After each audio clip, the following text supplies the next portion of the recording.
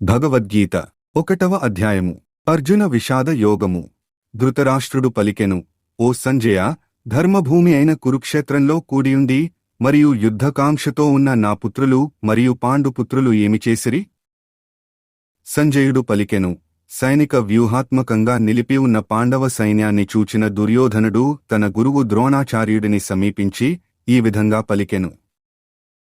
దుర్యోధనుడు అన్నాడు, గౌరవనీయులైన గురువర్యా, ద్రుపదుని పుత్రుడైన ప్రతిభావంతుడైన మీ శిష్యుడిచే అత్యంత వ్యూహాత్మకంగా నిలుపబడిన ఈ పాండవుల మహాసైన్యాన్ని చూడుము. వారి పక్షాన సైన్యంలో ఉన్న ఎంతోమంది శక్తివంతమైన యోధులను వీక్షించండి. యుయుధానుడు, విరాటుడు మరియు ద్రుపదుడు వంటివారు గొప్ప ధనుస్సులను ధరించి ఉన్నారు మరియు వారు యుద్ధశౌర్యంలో భీమార్జునులతో సమానమైనవారు. అక్కడున్న పరాక్రమవంతులైన ధృష్టకేతుడు, చేకితానుడు, వీరుడైన కాశీరాజు, పురుజిత్తు, కుంతిభోజుడు మరియు శైబ్యుడు వీరందరూ ఉత్తమ పురుషులే. వారి సైన్యంలో ఇంకా ధైర్యశాలి యుధామన్యుడు, వీరుడైన ఉత్తమోజుడు, సుభద్రకుమారుడు మరియు ద్రౌపదీపుత్రులు ఉన్నారు. వీరందరూ శ్రేష్టమైన యుద్ధవీరులే. ఓ బ్రాహ్మణోత్తమా, మన పక్షంలో ఉన్న ప్రధాన యోధుల గురించి కూడా వినుము. వీరు నాయకులుగా అత్యంత యోగ్యమైనవారు. మీ ఎరుకకై ఇప్పుడు వీరి గురించి తెలుపుచున్నాను.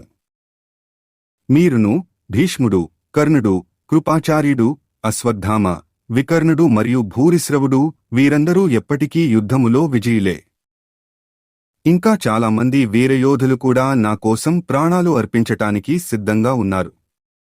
వీరందరూ యుద్ధ విద్యలో ప్రావీణ్యం కలవారు మరియు అనేక రకములైన ఆయుధములను కలిగి ఉన్నారు. మన సైనిక బలం అపరిమితమైనది మరియు మనం భీష్మ పితామహుడిచే రక్షింపబడుతున్నాము. కాని భీముడిచే జాగ్రత్తగా ఏర్పాటు చేయబడి రక్షింపబడుచున్న పాండవ సైన్యం పరిమితమైనది. కావున కౌరవ సేనానాయకులందరికీ మీ వ్యూహాత్మక స్థానాలను పరిరక్షిస్తూ భీష్మ పితామహుడికి పూర్తి సహకారం అందించమని పిలుపునిస్తున్నాను. అప్పుడు కురువృద్ధుడు, మహోన్నత మూలపురుషుడైన భీష్మ పితామహుడు సింహంలా గర్జించాడు మరియు తన శంఖాన్ని పెద్ద శబ్దంతో పూరిస్తూ దుర్యోధనుడికి హర్షమును కలుగచేసెను. ఆ తరువాత శంఖములు, డోళ్లు, ఢంకాలు, భేరీలు మరియు కొమ్ము వాయిద్యములు ఒక్కసారిగా మ్రోగినవి మరియు వాటన్నిటి కలిసిన శబ్దం భయానకముగా ఉండెను. ఆ తరువాత పాండవ సైన్యం మధ్యలో నుండి తెల్లని గుడ్లములు పూంచి ఉన్న ఒక అద్భుతమైన రథంలో కూర్చుని ఉన్న మాధవుడు మరియు అర్జునుడు తమ దివ్య శంఖములను పూరించారు. హృషీకేశుడు పాంచజన్యం అనబడే శంఖాన్ని పూరించాడు మరియు అర్జునుడు దేవదత్తాన్ని పూరించాడు. గొప్పగా భుజించేవాడు, అత్యంత కష్టసాధ్య కార్యములను చేయనట్టి భీముడు పౌండ్రం అనబడే బ్రహ్మాండమైన శంఖమును పూరించెను. ఓ భూమండలాన్ని పాలించేవాడా, యుధిష్ఠిర మహారాజు అనంత విజయాన్ని పూరించాడు. నకుల సహదేవులు సుఘోష మణిపుష్పకములను పూరించారు. గొప్ప విలుకాడైన కాశీరాజు, మహారథుడైన శిఖండి, ధృష్టద్యుమ్నుడు, విరాటుడు మరియు అజేయుడైన సాత్యకి, ద్రుపదుడు, ద్రౌపది యొక్క 5 కుమారులు మరియు భుజబలము కలవాడు, సుభద్రాపుత్రుడు అయిన అభిమన్యుడు వీరందరూ తమ తమ శంఖములను పూరించారు. ఓ ధృతరాష్ట్ర, ఆ భీకరమైన శబ్దానికి భూమ్యాకాశములు దద్దరిల్లెను. అది మీ తనయుల హృదయాలను బ్రద్దలు చేసెను. ఆ సమయంలో తన రథం జెండాపై హనుమంతుని చిహ్నం కలిగి ఉన్న పాండుపుత్రుడు అర్జునుడు తన ధనుస్సుని తీసుకున్నాడు. సమరానికి ఎదురుగా నిలిచి ఉన్న మీ పుత్రులను చూసి, ఓ రాజా, అర్జునుడు శ్రీకృష్ణుడితో ఇలా అన్నాడు. అర్జునుడు ఇలా అన్నాడు, ఓ అచ్యుత, శ్రీకృష్ణ, దయచేసి నా రథాన్ని 2 సైన్యాల మధ్యకి తీసుకువెళ్ళుము.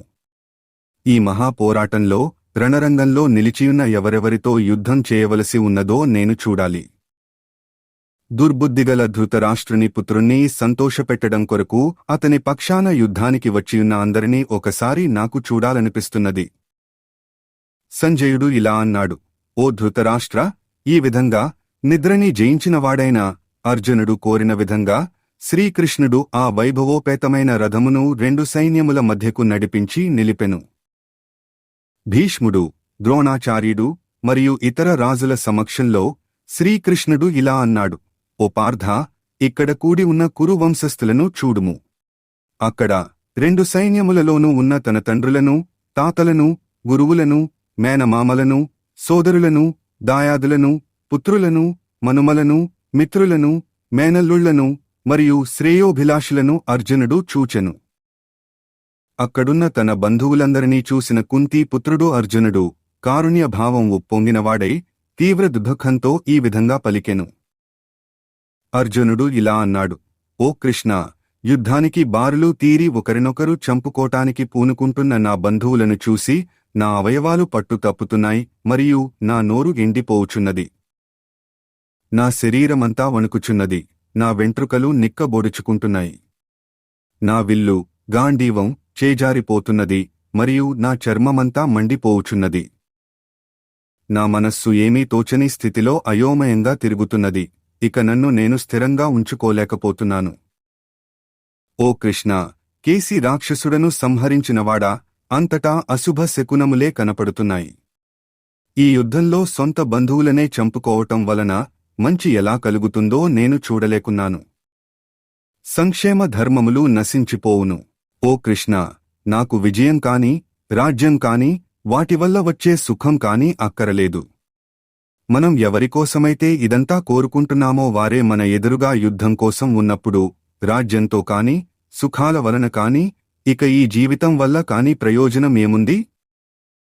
గురువులు, తండ్రులు, కొడుకులు, తాతలు, మేనమామలు, మనుమలు, మామలు, బావమరుదులు, ఇంకా ఇతర బంధువులు, వీరందరూ తమ ప్రాణాలను, ధనాన్ని పణంగా పెట్టి మరీ ఇక్కడ చేరి ఉన్నారు. ఓ మధుసూదన, నా మీద వారు దాడి చేసినను నేను వారిని సంహరింపను. ధృతరాష్ట్రుని పుత్రులను సంహరించినను ఈ భూమండలమే కాదు, ముల్లోకములపై ఆధిపత్యం సాధించినా సరే ఏం తృప్తి ఉంటుంది మనకు? ఓ జనార్దన, సర్వభూతముల సంరక్షకుడు, పోషకుడు అయినవాడా, ధృతరాష్ట్ర తనయులను చంపి మనము ఎలా సంతోషముగా ఉండగలము? వారు దుర్మార్గపు దురాక్రమణదారులైనా వారిని సంహరిస్తే మనకు పాపం తప్పకుండా చుట్టుకుంటుంది. కాబట్టి స్వంత దాయాదులైన ధృతరాష్ట్రుని పుత్రులను మరియు స్నేహితులను చంపటం మనకు తగదు. ఓ మాధవ, మన సొంతవారినే చంపుకుని మనం సుఖంగా ఎలా ఉండగలము? వారి ఆలోచనలు దురాశచే నిండిపోయి బంధువులను సర్వనాశనం చేయటంలోగాని లేదా మిత్రులపై విశ్వాసఘాతుకత్వం చేయటంలోగాని వారు దోషం చూడటం లేదు. కాని ఓ జనార్దన, మనవారినే చంపటంలో ఉన్న దోషాన్ని చక్కగా చూడగలిగిన మనము ఈ పాపపు పని నుండి ఎందుకు తప్పుకోకూడదు? వంశనాశనం జరిగినప్పుడు ఆ వంశాచారములన్నీ అంతరించిపోవును మరియు మిగిలిన కుటుంబ సభ్యులు అధర్మపరులగుదురు. దుర్గుణాలు ప్రబలిపోవటం వలన, ఓ కృష్ణ, కులస్త్రీలు నీతి తప్పిన వారు అగుదురు మరియు స్త్రీల యొక్క అనైతిక ప్రవర్తన వలన, ఓ వృష్ణి వంశస్థుడా, అవాంఛిత సంతానం జన్మిస్తారు.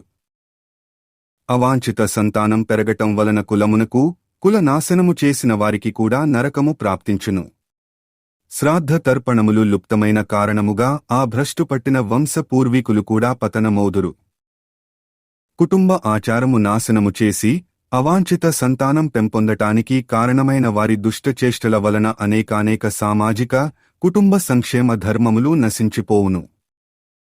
ఓ జనార్దన, కృష్ణ, కులాచారములను నాశనం చేసినవారు నిరవధికముగా నరకములోనే ఉంటారని నేను పండితుల నుండి వినియున్నాను.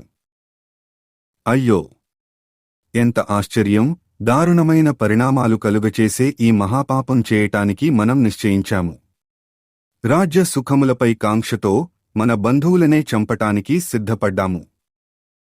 ఆయుధాలు చేతిలో ఉన్న ధృతరాష్ట్రుని పుత్రులు ఆయుధాలు లేకుండా ప్రతిఘటించకుండా ఉన్న నన్ను యుద్ధభూమిలో చంపివేసినా సరే అది దీనికంటే మేలే.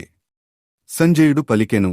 ఈ విధంగా పలికిన అర్జునుడు దీనస్థితిలో తీవ్ర శోకసంతప్తుడై తన బాణాలను, ధనుస్సును పక్కన జారవిడిచి రథంలో కూలబడ్డాడు. ఈ వీడియో మీకు నచ్చినట్లయితే లైక్ చేయండి, షేర్ చేయండి. అలాగే మరిన్ని సనాతన ధర్మ వీడియోల కోసం మన ఛానల్ని సబ్స్క్రైబ్ చేయండి. హరే కృష్ణ.